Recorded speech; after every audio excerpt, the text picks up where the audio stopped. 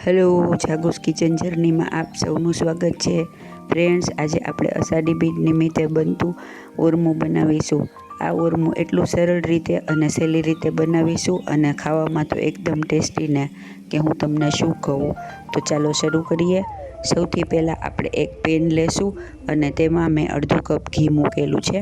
આપણે વાટકી કે કપનું માપ સેટ કરી લેવાનું છે. જેટલું આપણે ફાળા લઈ ઘઉંના તેટલું આપણે ઘી લેવાનું છે. અત્યારે મેં અડધો કપ ફાળાનું ઓરમું બનાવવું છે તો અડધો કપ ઘી લીધું છે.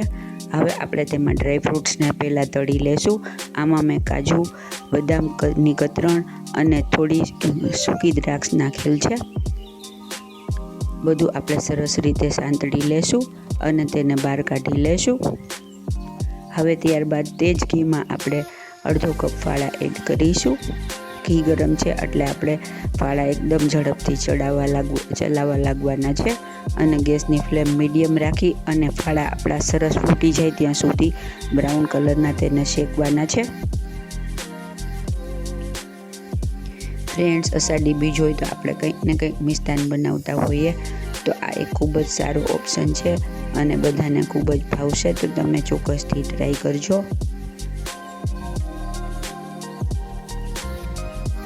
આવી રીતે આપણે ફાળાના શેકી લેવાના છે.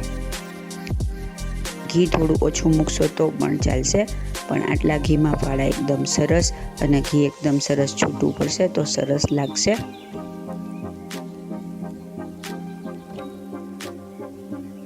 તમે પહેલી વાર બનાવતા હોય તો જેટલા ફાળા એટલું ઘી અને એટલી જ ખાંડ અને એનાથી ડબલ પાણી એ એનું પરફેક્ટ માપ છે. જુઓ, આપણા ફાળા સરસ રીતે ફૂલી અને શેકાઈ ગયા છે. ત્યારબાદ આપણે તેમાં ફાળાથી ડબલ એટલે આપણે અડધો કપ ફાળા લીધા છે તો 1 કપ પાણી નાખીશું અને તેને સરસ રીતે ચલાવી લેશું. ફ્રેન્ડ્સ, જો તમે મારી ચેનલ પર નવા હો તો મારી ચેનલને સબસ્ક્રાઈબ જરૂરથી કરજો અને બાજુમાં રહેલ ઘંટડી દબાવી દેજો જેથી મારી નવી રેસીપીનું નોટિફિકેશન સૌથી પહેલાં તમને મળે. હવે આપણે ઢાંકણ ઢાંકી અને પાણી બધું એબ્ઝોર્બ થાય ત્યાં સુધી તેને ચડવા દેશું. વચ્ચે વચ્ચે ચેક કરી લેવાનું છે.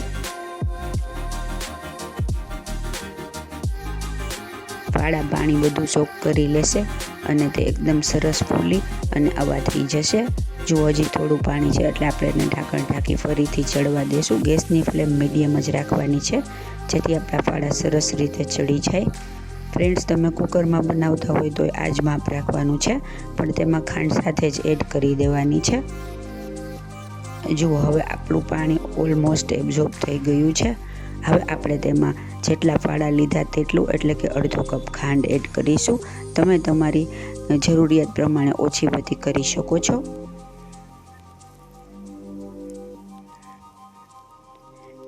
ખાંડ એકદમ મિક્સ થઈ જાય એટલે ઢાંકણ ઢાંકી અને આપણે ફરીથી તેને ચડવા દેશું, કેમ કે ખાંડ તેનું પાણી છોડશે તે આપણે એબ્ઝોર્બ કરવાનું છે.